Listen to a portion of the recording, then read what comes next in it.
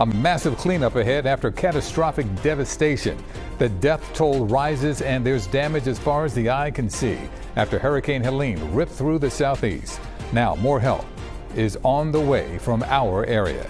People are going to be dealing with the aftermath of Helene for months and maybe even years after the storm tore through 6 states. Good evening, everyone. I'm UQ Washington. Here's what we know. CBS News confirms at least 123 people are dead. Authorities say hundreds of people remain unaccounted for. President Biden will visit hard-hit Asheville, North Carolina on Wednesday. Tonight, about 1,000 American Red Cross volunteers are helping relief efforts. That includes several from here in the tri-state area. Nikki Dementri spoke with some before they headed to North Carolina.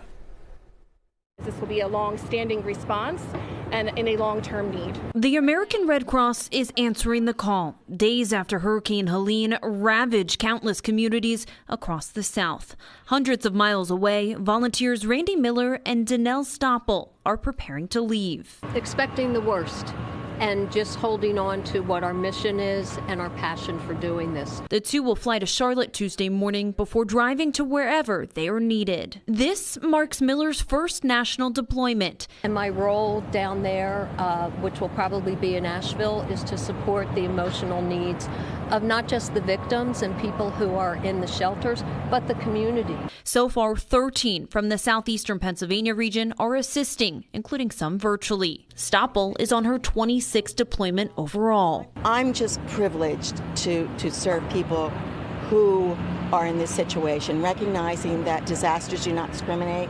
And any of us can be in a disaster at any time. It's not just volunteers here in Philadelphia who are going down to help Hurricane Helene recovery efforts. Volunteers across the bridge in New Jersey, too, are deploying to North Carolina. I've been volunteering with Red Cross for over 20 years. Julie Siciliano will also fly to North Carolina Tuesday. The New Jersey-based volunteer will serve as a shelter manager. People need to vent. They are just under so much stress, and it's important that we have a listening ear. It's that mission shared amongst 1,000 American Red Cross volunteers so far from around the country currently assisting in recovery and relief efforts. Nikki Dementri, CBS News, Philadelphia.